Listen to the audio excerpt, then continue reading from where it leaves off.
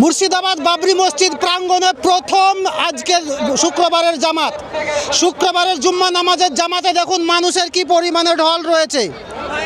প্রথমত একটি জামাত শেষ হলো একটাতে, আবার 1:30টার সময় আর একটি জামাত হবে। মানুষজনের কিন্তু ভিড়ের শেষ নেই।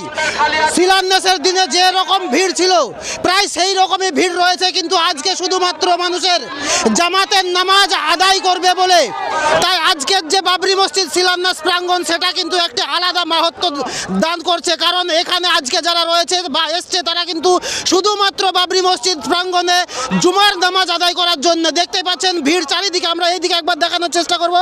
আমাদের চারিদিকে উত্তর দক্ষিণ পূর্ব পশ্চিম চারিদিকে শুধু মানুষ আর মানুষ। রাজ্যের বিভিন্ন প্রান্ত থেকে, রাজ্যের বিভিন্ন জেলা থেকে কিন্তু 100, 200, 300, 400 বিভিন্ন জেলা বলতে পারেন 400 কিলোমিটার 500 কিলোমিটার বিভিন্ন দিক থেকে কিন্তু গত পরশু থেকে কিন্তু আজকের শুক্রবারের জুম্মা নামাজ মুর্শিদাবাদের বাবরি মসজিদ প্রাঙ্গণে পড়বে বলে কিন্তু মানুষ এসেছে। এবং আপনাদেরকে দেখালাম তারা কেউ গড়বেতা, কেউ ধুলিয়ান, কেউ রেজিনগর বিভিন্ন জায়গা থেকে এসে উপস্থিত হয়েছে এখানে। আপনি কোথায় থেকে এসেছেন? আমি পূর্ব বর্ধমান জেলা থেকে কুথুঙ্গাম গ্রাম থেকে এসেছি। কত দূর এখান থেকে? কত দূর মোটামুটি? কত? 150-200 কিলোমিটার। আচ্ছা, কখন বেরিয়েছেন বাড়ি থেকে? ভোর 6টার সময়। আজকে কি বেরিয়েছেন? আজকে ভোর 6টায় বেরিয়েছি। নামাজ পড়লেন? নামাজ পড়লাম। জামাত পেলেন তাই তো? নামাজ পেয়েছি। ঠিক আছে, আপনার সঙ্গে আর কে কে এসছে? একটা ভাই এসছে। ঠিক আছে, ধন্যবাদ। বাবরি মসজিদ প্রাঙ্গণের প্রথম জামাত তো হয়ে গেছে, তারপরে আমরা চান্স পাইনি দ্বিতীয় জামাতের এই যে ইমাম, দ্বিতীয় জামাতের ইমামের সঙ্গে কথা বলবো। কেমন অনুভূতি আসুন জানার চেষ্টা করি। আচ্ছা, কোথায় থেকে আপনি আসলেন? আমার বাড়ি এখানেই। আপনি নামাজ পড়ালেন? হ্যাঁ। মোটামুটি কত লোক ছিল? লোক ও কল্পনার বাইরে, অগুন্তি। আমাদের হিসাবে বাড়ি চলে গেছে মানুষ। আমাদের যে চিন্তা ভাবনা ছিল তার থেকে অনেক লোক, মানে তার থেকে অনেক বেশি হয়ে গিয়েছে।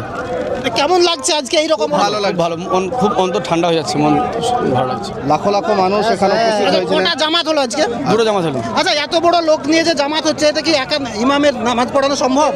না, দুজন ইমাম পড়ালো। জায়গাতে আমাদের জায়গাতে আমরা দিতে পারিনি, তার জন্য আমাদের দুটো জামাত হয়েছিল।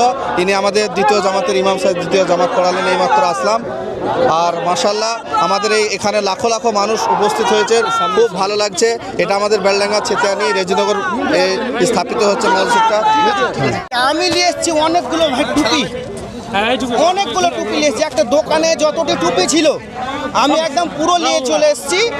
দুটো জায়নামাজ নিয়ে এসেছি, একটা ইমাম সাহেবের লেগে, একটা মুয়াজ্জিম সাহেবের লেগে। আমি দুটো জায়নামাজ নিয়ে এসেছি। হাতে তুলে দিন। আমি এই যে টুপি নিয়ে এসেছি কত পিস?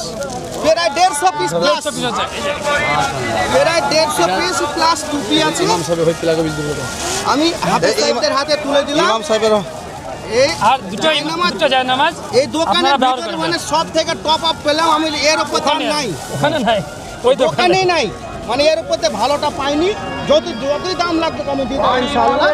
এটা ইমাম ইনশাআল্লাহ হবে। আবার নিয়ে আসবো, মোমো চাই না।